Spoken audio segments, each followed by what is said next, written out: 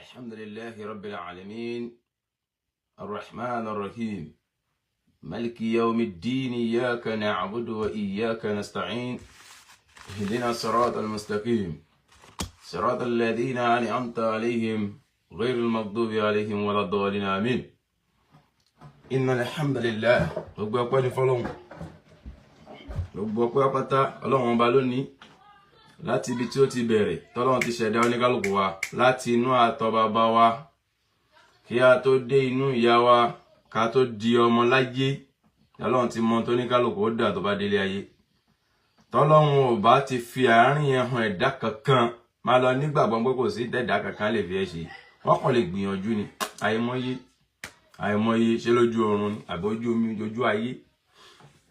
àbójú ayé you understand tọ́lọ́run ti ń ṣọ́ wa bọ̀ so gbogbo yẹn ẹ jẹ́ ká lọ gbé kó lọ́kàn pé nìkan lè fi nǹkan ṣe àbí nǹkan kan rádaràdà ní gbogbo àwọn yẹn ọba dúpẹ́ fún Ọlọ́run ọba yìí tí ó ṣàánú wa tó ṣe wá lẹ́ni tí kò sí bí ó ń tọ̀hún bá ṣe tó láyé tó máa ń rọ̀ lọ́rùn láti sọ òdodo tó bá rí inú ọ̀rọ̀ tó bá ṣẹlẹ̀ láàárín ibi tó bá ti ṣẹlẹ̀ ṣé ń gbọ́ mi dáadáa ráńpọ́n ní volume ṣé ń gbọ́ mi dáadáa mo wà very sure pé ṣé ń gbọ́ mi dáadáa mi fẹ́ kí volume yẹn kó yí ara lè ní àbí kó reduce pẹ̀lú ògo Ọlọ́run kí n tó wọnú ọ̀rọ̀ tẹ́ bá ṣàkíyèsí ọ̀sẹ̀ tó kọjá ọ̀rọ̀ ẹnìkan nínú eyewitness lórí ọ̀rọ̀ Àdó tí Mufti Aládò fi sápò Mudirul Markaz ṣẹ́rí tó bá ti jí òótọ́ ọ̀rọ̀ kìí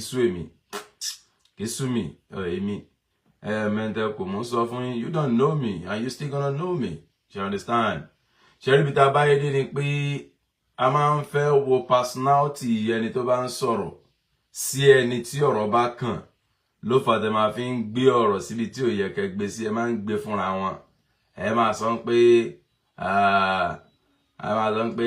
kíní kan ta ni wọ kíní kan gbádùn ni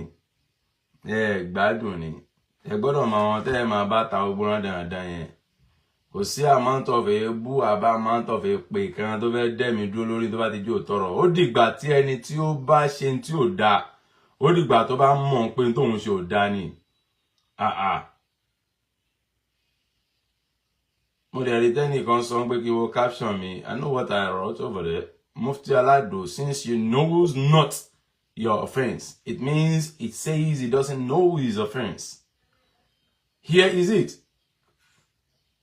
and you also accept it tó máa ṣe fún ìṣẹ̀lẹ̀ gbà you understand so mo dẹ̀ máa ń rí oríṣiríṣi pé oríṣiríṣi ebú nǹkan kan irú àwọn náà tó wọlé ìsìn ní Ọpẹ́yẹmí Abdulkadir yìí òun ò tẹ̀lé làákàyè kankan lórí rárá ọkọ̀ máa wò wọ́n ní wọ́n lè já gọ̀ báyìí wá pa báwo ni kí ló máa ń ṣe tó jẹ́ pé máa ń bìlíìfù pé tó máa ń sọ̀rọ̀ ẹnìkan ẹ ti bìlíìfù pé ẹni tó ń sọ̀rọ̀ ẹnìkan yẹn nǹkan ti ṣe àbí nǹkan máa ṣe ẹ ti yá wèrè o ẹ̀ẹ̀kan mọ́ ní o ẹ ti yá wèrè o gbogbo tí mo ń ṣe yìí sí wọn rí ní defense fún Islam rárá ó dìgbà tó bá kan bàbá ẹ lẹ́yìn wá ọ̀la àbó kan àbúrò ìyá ẹ kò tó mọ̀ pé eléyìí is part of defense for Islam ó dìgbà tó bá kàn wọ́n lẹ́yìn wá ọ̀la àìmọye ọ̀gọ̀rọ̀ àwọn ẹni bẹ́ẹ̀ tó jẹ́ ń pé ó ṣẹlẹ̀ sí wọn lábẹ́lẹ̀ tán lè sọ̀rọ̀ àìmọye wọn tó ṣẹlẹ̀ sí tán lè sọ̀rọ̀ látara ń pọ́n wo títóbi ẹni yẹn àbọ̀ ń wo tó lè fà wọ́n ṣe tán máa sọ̀rọ̀ jáde tó bá mú ẹ tó fi ní evidence lọ́wọ́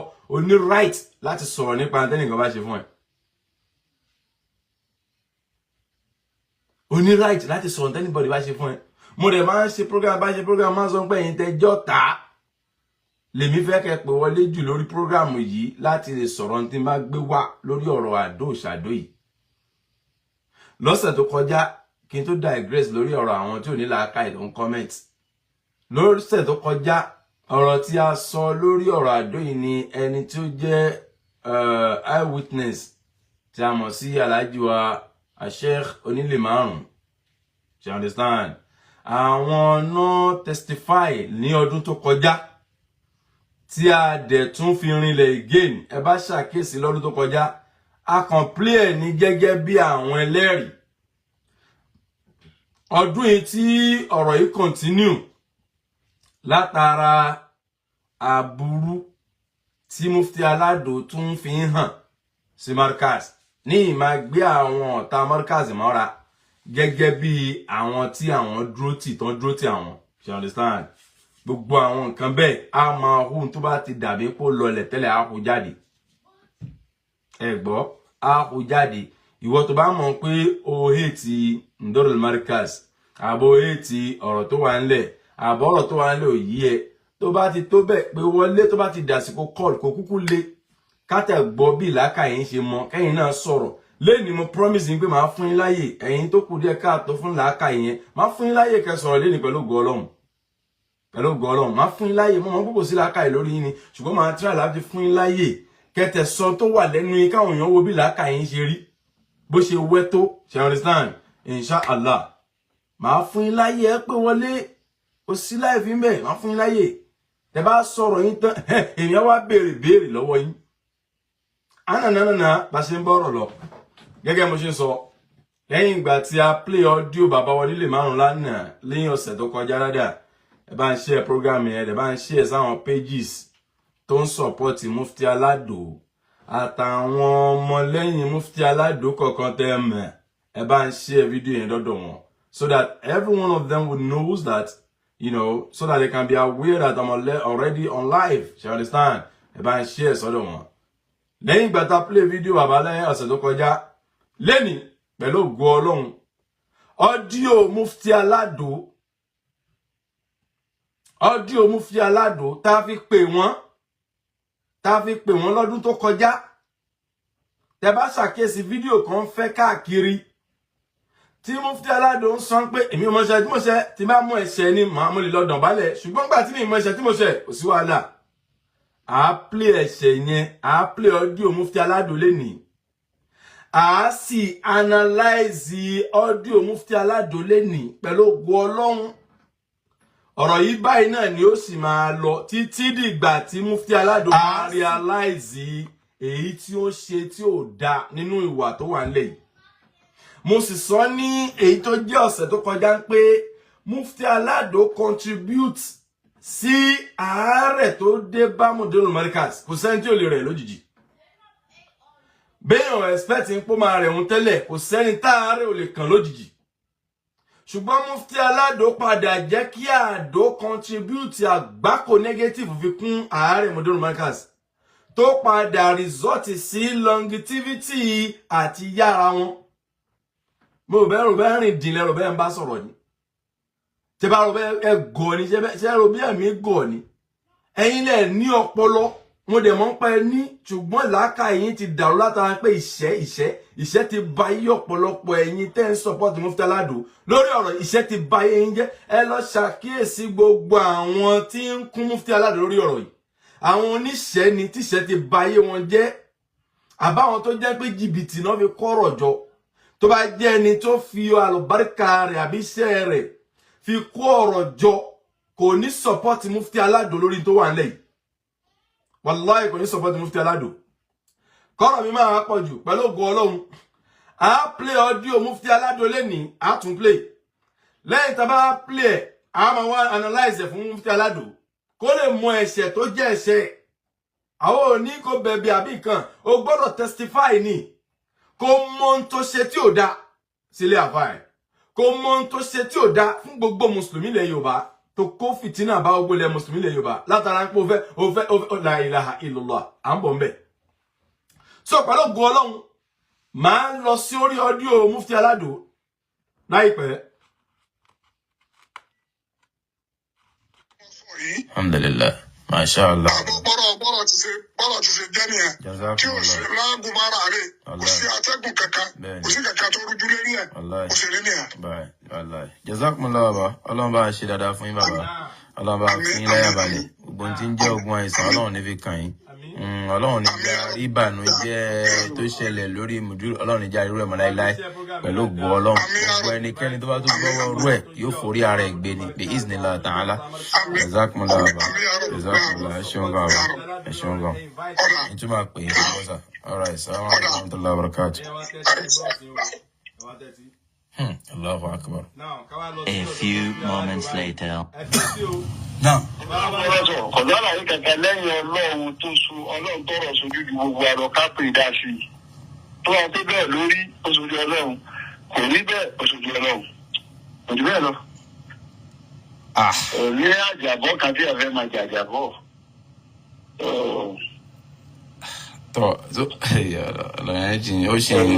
Ó ṣì ń bá fún mi because èmi gan mo ṣe sọ̀rọ̀ nípa ẹ̀ pé bẹ́yàn ọba fẹ́ téèyàn. Kò sí oúnjẹ ìlú láyé òun ìrẹ́nà nípa ni. Àkọ́kọ́ àárín yẹn ń tán pè ní divide and rule àti manipulative behaviour òun ni Mufti Alado sọ bẹ́ẹ̀. Bẹ́yàn ò bá fẹ́ téèyàn kò sí tíyàn lè sọ wọ́n ní irọ́ ló ń pa ni irọ́ ló ń jẹ́ bẹ́ẹ̀. Rárá wàláhì irọ́ ló ń jẹ́ bẹ́ẹ̀.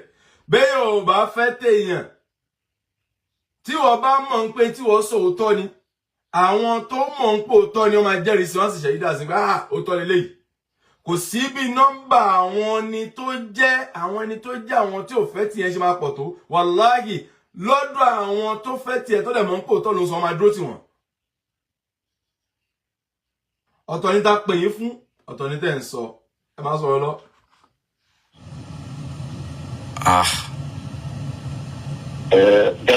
Bẹ̀tì bọ́rọ̀ bá dàrú ẹ̀rọ tó dàrú ẹ̀rọ lọ́wọ́ ni. Láíláí kò dàrú mọ́ náà lọ́wọ́ wàláhì. Àbọ̀ ọ̀gbọ́ bọ́rọ̀ ti pèrè ní Ọlọ́run lòun lọ́wọ́ bá tóun máa kọ̀kọ̀ ju. Alimuna gẹ́gẹ́ bí wa ṣàádátì ni bẹ́ẹ̀ ni bàbá bẹ́ẹ̀ ni. Gbogbo ọ̀rọ̀ tí Mufti Alado sì sọ bí lórí ọ̀rọ̀ ń pé bàbá nítorí àwọn ti jáde ńgbà náà ti fi Kùránì búra gbé táwọn bá mọ̀ nípa àìsàn tí ó kan bàbá Mudiru Markaz lọ́dún tó kọjá lẹ́bàá ṣàkíyèsí. Nígbà tí Mufti Alado máa ṣe ìbúra Kùránì tó fi búra lórí àìsàn tó kan Mudiru Markaz ni. Wọ́n ṣe ìbúra lórí ẹfàdó sáwọn lápò àbí ẹwà gbàdó àbí ẹgbẹ́jẹ̀wá pẹ̀lú kò dẹ láti lè fi sà wọn lórí. Mufti Alado ṣàyàn ṣe búra lórí ẹ̀. So gbogbo ọ̀rọ̀ tí Mufti Alado sọ ní ọdíò yìí it based on wípé accusation lórí pé àwọn fa ìsàn kan Mudiru Markaz tí bàbá ọ̀dẹ̀ sọ mẹ́nu báyẹn. Kẹ́lẹ̀ mọ ibi tí ọ̀rọ̀ yìí kọ́kọ́ darí lọ náà ibi tí wọ́n kọ́ darí kọ́ọ̀lù yìí tẹ́mi àtàjọ báwọn sọ yìí ibi tí wọ́n kọ́ darí ọ̀rọ̀ lọ nìyẹn. Gẹ́gẹ́ bí diversion láti lè fi divert attention ẹni tó gbọ́rọ̀ wá láti lè kọ́kọ́ fi gbé ìrújú sínú ọ̀rọ̀ tẹ́nìyẹn wádìí ẹ̀ wá. Ẹ jẹ́ continue. Yéésù yẹn lè dáwọ́ ọ̀rọ̀ lẹ̀ fọlọ́run tó ọba tọrọ sójú. Tọ́wọ́ agbójú náà ti sọ̀rọ̀ lórí oṣooju Ọlọ́run bẹ́ẹ̀ kó rí oṣooju Ọlọ́run. So because àwọn ẹlòmíì tún lè pè ẹ mọ̀ pé àwọn ẹlòmíì tún sì lè pè yín tó máa possible kan máa bè lọ́wọ́ yín. Ṣé ọ̀rẹ́ sáà wá? Ṣẹ́ni tó fẹ́ sọ̀rọ̀ ẹni tí bá ń pè ní tí bá ń béèrè irú nǹkan bẹ́ẹ̀ ń béèrè níbẹ̀ èdè bí exposure tiẹ̀ bó ṣe máa. Ṣèjì gbọ́ nígbà tí mo béèrè lọ́wọ́ àwọn Mufti Alado pé ẹ wá àwọn míì sì máa pè yín lórí ọ̀rọ̀ yìí wọ́n sì béèrè lọ́wọ́ yín which means mo ń jẹ́ kán mọ̀ pé èmi lè má ì tí ì béèrè àwọn tó jẹ́ àwọn kùndùn ọ̀rọ̀ nínú ọ̀rọ̀ yìí o àwọn ẹlòmíì sì lè pè yín tó máa béèrè ju ìbéèrè yìí lọ o ntí bàbá Mufti Alado máa sọ ni pé ẹnikẹ́ni tí ò bá béèrè ó máa béèrè according to his or her exposure. Mi ò mọ̀ tí ọ̀rọ̀ exposure ṣe kan ọ̀rọ̀ tó wà nílẹ̀ iná ìyẹn ò tẹ̀ kàn mí bó ṣe wọ́n tó yẹ fẹ́ dáhùn bá rìn yẹn nìyẹn ṣe understand but the point is that ṣáàdó yẹn ẹ fi sí wọn lápò àbẹ́ ẹ fi sí wọn lápò ẹ kúkú gbọ́ ẹ tẹ̀síwájú. Àti bí sọ̀gbé ìrírí wa ó dàgbà jù ara lọ. Bẹ́ẹ̀ni. Ìrírí wa dàgbà jù ara lọ. Náà. Tí n fẹ́ sọ tọ́lá tí wọ́n sọ bí ọmọ sọ pé bí bá ń sọ ní ìgbé tí wọ́n sọ bẹ́ẹ̀ lórí kílẹ̀ ní abẹ́ fi sí. Ẹ máa gbọ́ o. Kò rí bẹ́ẹ̀ sọ lọ́wọ́ bá. Ṣé ti gbọ́? Ẹ jẹ́ ń dábẹ̀ ẹ̀kọ́ àṣẹyìn dé. Ṣé rí Ọlọ́run jẹ́ kí ẹni tí ò ní làákàyè ò ní làákàyè. Ọlọ́run jẹ́ kí ẹni tí ò gbọ́n ó gbọ́n. Ẹ jẹ́ àtọ́rọ̀ ẹ̀dá sẹ́yìn tíntìní náà ni tíntìní. jáde pé láàrin èèyàn méjì ẹ fún ń béèrè irú nǹkan bẹ́ẹ̀ ń béèrè níbẹ̀ èdè bí exposure tiẹ̀ bó ṣe máa àti bí ṣàgbé ìrírí wa ó dàgbà jù ara lọ. bẹ́ẹ̀ni ìrírí wa dàgbà jù ara lọ. náà. tí n fẹ́ sọ tọ́lá tí wọ́n sọ bí wọ́n sọ pé bí wọ́n sọ ní ìgbé tí wọ́n sọ bẹ́ẹ̀ lórí kílẹ̀ ní abẹ́ fi sí. kò rí bẹ́ẹ̀ sọ́fẹ́rẹ́ bá wọn padà ní pé mo ti béèrè lọ́wọ́ wọn wọ́n lè rí bẹ́ẹ̀ sọ́fẹ́rẹ́ bá wọn jà ní àbíyẹ́ náà. ó ní méjì ṣẹ́rí ẹni tó bá fẹ́ dojú ọ̀rọ̀ rú wọ́n máa ń sọ̀rọ̀ gangan ni bọ́n máa ń sọ̀rọ̀ gangan ni Mufti Aládò ṣe sọ̀rọ̀ yìí ìntí wọ́n sọ ìntí bàbá Mudu Markaz sọ lọ́dún tó kọjá lórí ọ̀rọ̀ Àdó táwọn bá sọ ní tí ò bá rí bẹ́ẹ̀ kí ni wọ́n ṣe sí táwọn bá kàn fáwọn pé bẹ́ẹ̀ lórí ṣóńtọ̀ wọn padà lọ bá wọn jà ní fẹ́yìntẹ́ ní làákàyè ẹ máa gbọ́ kẹ máa understand yẹn lọ. à ń bèrè ọ̀rọ̀ lẹ́nu ti yín nípa pé ṣó rí bẹ́ẹ̀ àbó rí bẹ́ẹ̀ kí ló lè níbẹ̀ láti sọ pé bẹ́ẹ̀ lórí lóòótọ́ mo fàdó sí wọn lápò ṣùgbọ́n ìdí tí mo fi fàdó sí wọn lápò ní àsìkò tí mo fi sí wọn lápò ní àníyàn mi lórí tí mo fi sí wọn lápò ní ntí àwa bí yín nìyẹn kí ló lè tẹ̀ ń dá ọ̀rọ̀ padà sórí ẹni tó sọ̀rọ̀ láti lè máa jẹ́ káyé máa rí ẹni tó sọ̀rọ̀ yẹn gẹ́gẹ́ bí aláṣejù àbí gẹ́gẹ́ bí ẹni bí ẹ máa gbọ́rọ̀ yẹn lọ. ọ̀rọ̀ ti kọjá stéèjì yẹn irú ọ̀rọ̀ báwọn tọrọ báwọn bá wáyé yóò jáde pé láàrin èèyàn méjì ẹ fojọ́ fún yàn wọ́n wá pe àwọn méjèèjì pọ̀ pé dákun gbọ́ báwo lọ̀rọ̀ ṣe jẹ́. ẹ sọtẹnu ẹ èmi ò sọtẹnu mi.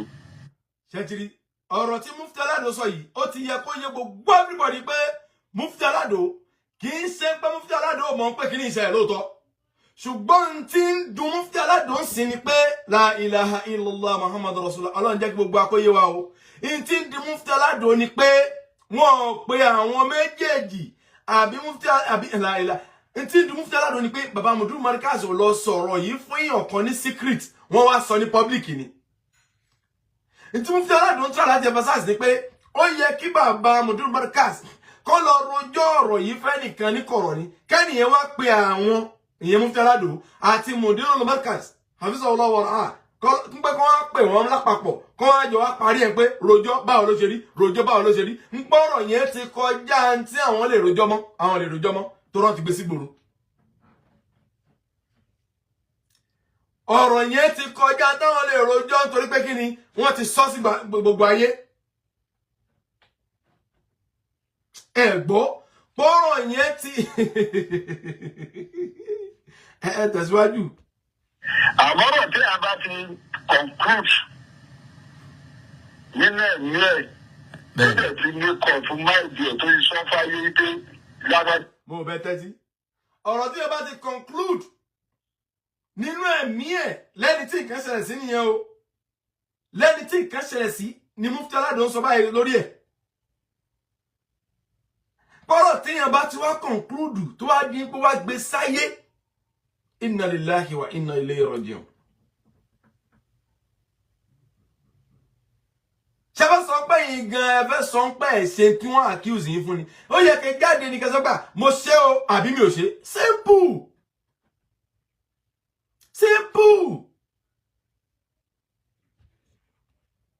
ọlọ́mọdé báyìí fi yìí kí àwọn àwòrán wà ní ìlú tẹ̀fẹ́ máa wú. bàbá mo fẹ́ try láti understand àárín kan bẹ́ẹ̀ sà mo wo fídíò wọn jọ tó ń sọ̀rọ̀ yẹn ṣe gbọ́ bàbá wọn ò fẹ́ mẹ́nuba ọ̀rọ̀ àìsàn yẹn ntọ́ mẹ́nuba tó sọ jù ni pé wọ́n fi àdó sí àwọn lápò. ẹ bá ṣàkíyèsí ẹ rí i pé mo sọ tẹ́lẹ̀ pé gbogbo ọ̀rọ̀ tí bàbá Mufti ń sọ yìí stance wọn lórí pé wọ́n fi àìsàn tó ń ṣe àwọn fi ẹ̀sùn ẹ̀kan àwọn ni mo dẹ̀ ń bá wọn gbà á bẹ̀ mo ń bá wọn gbọ́ bẹ́ẹ̀ nígbà tẹ́bi rí pé wọ́n ti fẹ́ conclude ọ̀rọ̀ wọn mo wá dá wọn padà pé bàbá ẹ ṣe sùúrù o ọ̀rọ̀ tí wọ́n fi kàn yín lórí ọ̀rọ̀ yìí ni pé ẹ fi àdó sí àwọn lápò ẹ máa gbọ́ o ẹ máa wá gbọ́ ìdáhùn bàbá Mufti lórí ọ̀rọ̀ yìí ibẹ̀ làwọn ìbéèrè ti máa jáde ẹ máa gbọ́ ìdáhùn bàbá mufti lórí ọ̀rọ̀ yìí. nígbà tán dé hospital lẹ wá gbà lọ́wọ́ àwọn. àkọ́kọ́ ni pé bàbá mufti ò jẹ́ kí n continue ọ̀rọ̀ yẹn tọ́rọ́ ti rí pé mo ti ń wọnú ọ̀rọ̀ yẹn jù. nígbà tí mo ti mẹ́nu lé ọ̀rọ̀ àdó báyìí wípé bàbá n tó ṣẹlẹ̀ ni pé tó bá ṣàkíyèsí wọn sọ̀rọ̀ ń pẹ́ fa ìsàn kan wọn o ọ̀rọ̀ tó ń sọ ni wípé ẹ fi àdó sáwọn lápò nígbà tó wá dé hospital ẹ wá padà wá gba àdó mo fẹ́ continue pé ẹ tún wá gbé ẹ̀jẹ̀ wá bàbá ò jẹ́ kí n continue wọ́n stop mi ẹ wá gbọ́ ìdáhùn bàbá ẹ wá gbọ́ ìdáhùn bàbá mufti aládùn bóyá. káwọn pé àmàrà wa rí bẹ́ẹ̀ni ọ̀rọ̀ yìí common sense ni là ń wà ní ojòkó ní ìṣẹ́ mo fẹ́ fi kẹ́ jòkó ẹ̀mí tẹ́lẹ̀ fi kásí ọlápò sí òní jẹ́ ọwọ́ ẹ̀mí ni tó tó lọ́n fẹ́ sí mi lápò. Bam.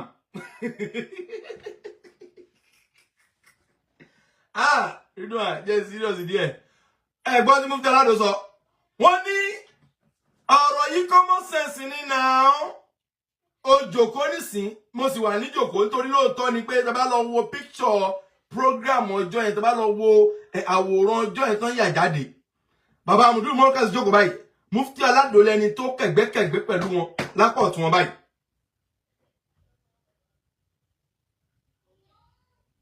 mufti aládùn lẹni tó kẹ̀gbẹ́kẹ̀gbẹ́ Mudu Markaz báyìí lápá ọ̀tún wọn báyìí. wọ́n wá ń dáhùn sí pé ọ̀rọ̀ yìí common sense ni náà ó jòkó báyìí mo jòkó sí ẹlẹ́gbẹ̀ẹ́ màá wá fi nǹkan sí ẹ lápò wà ní mọ̀ pé òun fi ẹlẹ́kan sí ẹ lápò wà ní dì mí lọ́wọ́ mú. hey Allahu akbar kabira Allahu akbar kabira Allahu akbar kabira Allahu akbar kabira ẹ jẹ́ máa gbọ́ lọ. ọmọ sẹ́ẹ̀sì lọ̀rọ̀ yìí náà. ẹ máa gbọ́ ti fẹ́ tẹ̀lé o. bàbá ẹ máa gbọ́ ìkàkùn ìṣìyàn. ok bẹ́ẹ̀ni bẹ́ẹ̀ni ó tọ́ ni but wọ́n dárúkọ bàbá Pátírà àti bàbá Guniawi ń pẹ́ àwọn wà ń bẹ̀ ǹgbà tẹ́wọ́ gbà padà. ẹ ṣeun ló bá tán. ẹ̀dá òṣèlú tí wọ́n bọ̀ ní lọ́kẹ́ni kábírì mú palẹ̀ wọn láti kábírì. bàbá wa sọ pé ìgbà tọ́rọ̀ tí wàá débi tí ọ̀rọ̀ yẹn dé níjọ́ yẹn tí mo padà mú àwọn tó jẹ́ la ilaha illallah tó jẹ́ àwọn tọ́rọ̀ yẹn ṣojú wọn nígbà tí mufti aládùn padà wá gba àdó nígbà tí mo dárúkọ wọn.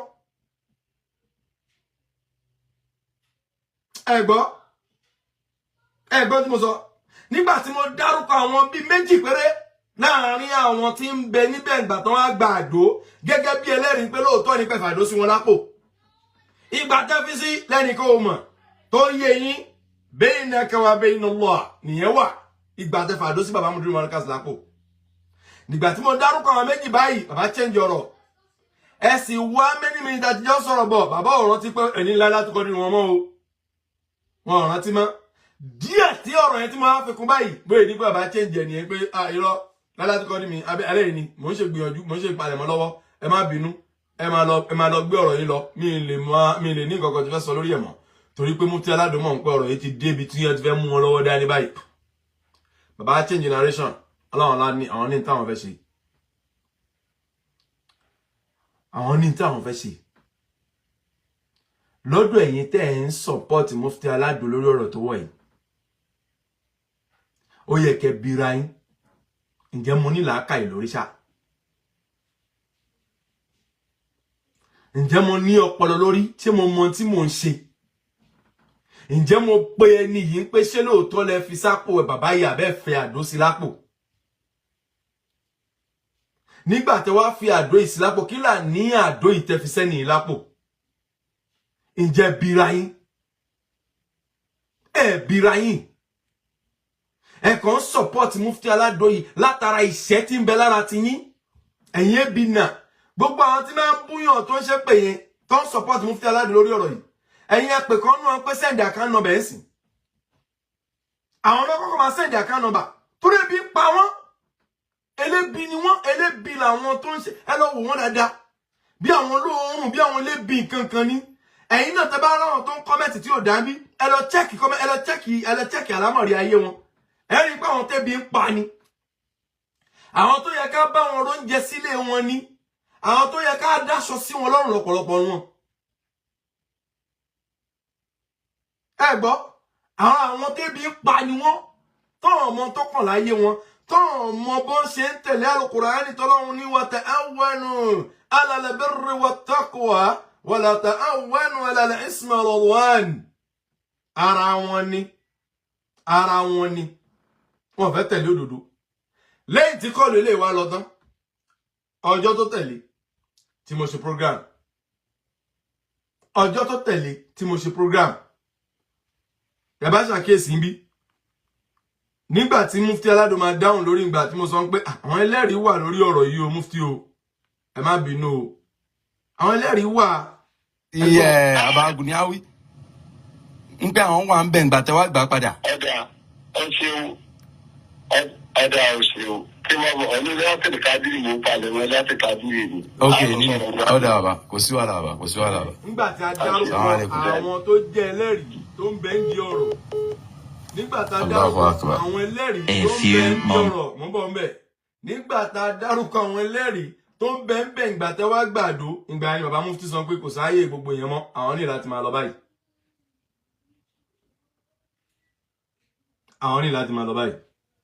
Pébi tí mo ń bọ̀ ọ̀rọ̀ lọ yìí ó dà pé ẹni tí mú mi lóòótọ́ ó mọ ohun tó ń ṣe ẹni tí mú mi lóòótọ́.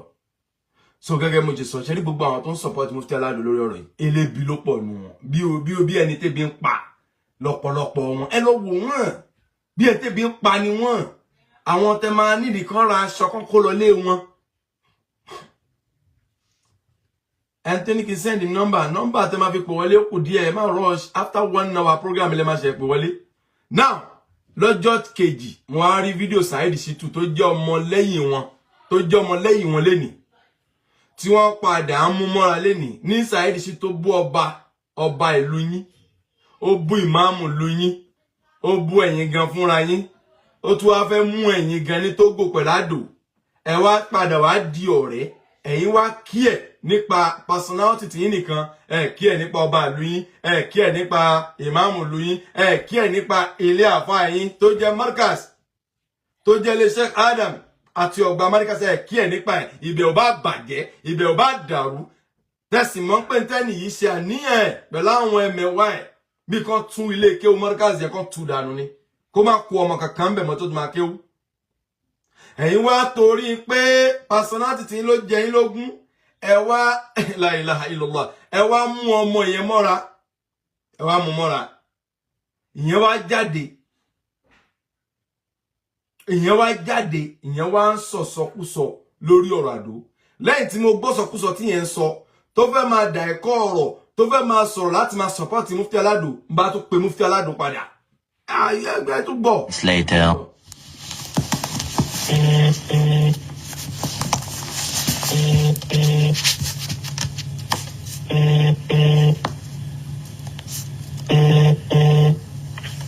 Hello. Assalamu alaikum warahmatullahi wabarakatuh. Wa alaikum salam wa barakatuh. Ẹ káàárọ̀ bàbá. Àkójúmọ́ sà. Àdúpẹ́. Yàrá sà. Náà èmi mọ̀ pé yín ní ọjọ́ Laylatul Qadr yín sà tẹ́ bá rántí sà. Èmi ò wá kí ká ló sọ̀rọ̀. Náà Ridwan lórúkọ mi sà.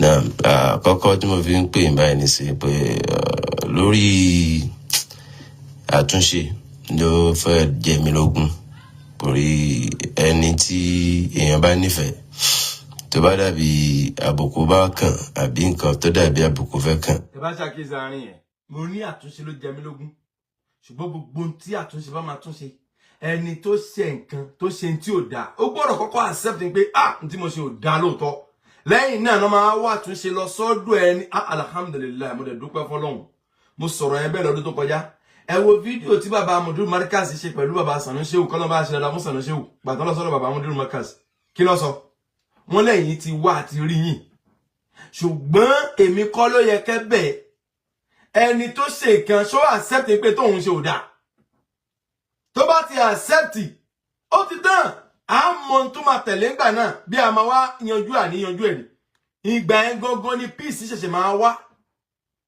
ẹni tó ṣe nǹkan gbọ́dọ̀ kọ́kọ́ accept pé òun ṣe tí ò dáa nípa ìfàdósíyàn lápò tó fi padà affect health ẹni yẹn torí no doubt kò sẹ́ni tó lè sọ pé kò sí ẹni náà tó lè sọ èmi ò ń tọ̀yàn kò sí ẹni náà tó lè sọ wípé bóyá Mufti Alado ló fi àìsàn kan Mudiru Markaz èmi ò lè sọ yẹn mi ò lè sọ bẹ́ẹ̀ rí ṣùgbọ́n àdó tí Mufti Alado fi sápò Mudiru Markaz nígbà tí nǹkan yẹn ṣẹlẹ̀ kíní yẹn dákún n tó ṣẹlẹ̀ sí Mudiru Markaz ó dákún the biggest time tí ò bá jẹ́ bẹ́ẹ̀ kí ló fà tí Mufti Alado ṣe gbé ẹ̀rọ ẹ̀jẹ̀ wá kí ló dé tó fi gbé ẹ̀jẹ̀ wá tó jẹ́ nǹkan tó náà fi ṣe ẹ̀rọ àdó táwọn fi sí wọn lápò meaning àdó yẹn ti dá wàhálà lẹ̀ ó ti dá wàhálà fi kún tó ń ṣe wọ́n kò sí àníyàn níbẹ̀ ṣẹ́rí n tí ó pamọ́ n tó bá pamọ́ èmi ò ní sọ pé bẹ́ẹ̀ ló ṣe rí n tó bá pamọ́ ẹ gbọ́ n tó bá pamọ́ ni pé ṣáwọn náà fi àìsàn yẹn kan Mudiru àbáwọn kọ́ ibẹ̀ yẹn pamọ́ sẹ́mi ṣe understand ibẹ̀ yẹn pamọ́ sẹ́mi ṣùgbọ́n tọ́lọ́run fẹ́ tú jáde lórí ọ̀rọ̀ yìí ni pé nígbà tí àwọn dé hospital tó wá padà detect pé ẹ̀yin lè fàdó sí wọn lápò ẹ̀yin wá gbà àdó lọ ẹ wá padà wá pẹ̀lẹ́jẹ̀ bí ẹ̀ nílà ka ẹ̀yin tẹ́ ń sọ bọ́ ti Mufti Alado lórí ọ̀rọ̀ yìí òpònú kan wá sọ pé wàyú dẹ̀ ẹ tẹ́ ya wèrè gan Nàìjíríà o ẹ sí èrè gan Nàìjíríà o ẹ sí èrè gan Nàìjíríà lẹ́yìn lẹ́bi tẹ́ nílà ka ìlórí o wọ́n ní nǹkan ṣẹlẹ̀ ẹni tó jẹ́ pé òun gangan ló ṣe nǹkan wọ́n bí òun gan fúnra ara rẹ̀ kò lè dínà yẹn àwọn tó wà ń bẹ̀ tó jẹ́lẹ́rìí kò ṣe gbé wọn lọ sí kóòtù ó yẹ kó mú wọn ní ó yẹ kó mú wọn ní tó bá jẹ́ pọ̀rọ̀ yóò rí bẹ́ẹ̀ ẹ̀yin lérí búkà máa sọ pé wàyú dẹ̀ ẹ ṣe ọ́ sí èrè báyìí lù yẹn gan báyìí la ilaha illallah ìṣẹ́ṣẹ́ wọn bá yẹn jẹ́ tẹ́ẹ̀ fi lè dúró lórí òdodo báyìí náà òpònú kan náà tún sọ pé how can you explain that shit that àdó how can you explain that he contributed in his life negatively tí ó bá contribute sáyé wọn negatively sínú àìsàn tó ṣe wọn èé ṣe tí Mufti Alado ṣe gbé ẹ̀rọ ẹ̀jẹ̀ wá ẹ sọ àgọ́ báyìí náà nílà káyò ẹ pọnú gan o mi ò blame yín ọ̀pọ̀lọpọ̀ àwọn tó bí ọ̀pọ̀lọpọ̀ nù yín bí kò sí làákàyè lórí àwọn náà ni I don't understand bí kò sí làákàyè lórí wọn ni kò yé mi ibi tí mo ti lọ òun lọ̀rọ̀ wípé tí àtúnṣe bá fẹ́ wá you understand ẹni tí ó ṣe nǹkan tí ò dáa ó gbọ́dọ̀ kọ́kọ́ accept pé òun ṣe tí ò dáa ṣẹ́rí máa ń gbọ́ àwọn kọ́mẹ̀tì kan ẹ máa dẹ̀ máa rẹ́rìn ẹlòmíà ní hand will soon touch you ọwọ́ máa tó bẹ̀ wàláhì làzim tó bá jẹ́ pé kí n lè wọ̀n lórí òdodo tí mo wà nílẹ̀ I'm ready wàláhì làzim ṣọ́mọ àtìyàwó bí ìsìláyé tẹ́lẹ̀ tọ́lọ́ máa pa mí lẹ́nì ọlọ́run wàláhì wọ́n jẹ wọ́n yìí wọ́n lè jẹ́ tọ́lẹ́ jẹ́ nílùú tó mọ̀ wáyé ẹ mọ̀ mí ẹ sì máa mọ̀ mí sẹ́ẹ̀ alẹ́ ẹ mọ̀ mí ẹ sì máa mọ̀ mí bó jẹ́ wọn lórí ọ̀rọ̀ tó wà lẹ̀ tó jòdòdò tájọ wà lórí èyí bí ìsìláyé àwọn ọmọ àtìyàwó bí kú lẹ́nì pẹ̀lú ogun ọlọ́run wọ́n jẹ náà jẹ́ kì í ṣe pé bàbá wà lára ọmọ lọmọ fi ń jẹyàn láyè irọ́ o ọlọ́run ọba ní ti mọ tọ́mọ fẹ́ jẹ́ ọlọ́run kan ló wọlé sábàbí tó fi mú wáyé ni ó dá gbogbo àwọn bàbá tó kú ní kékeré táwọn ọmọ wọn sì dèèyàn láyé ńkọ́ ṣé bàbá yẹn ló tọ́ wọn nìyẹn ọlọ́run tó ti ní wọ́n ní ó tọ́ wọn alẹ́ ẹ̀gbọ́n ẹ̀ nílàákàyè. ìṣẹ̀ṣe báwo ẹ bọ́ ni.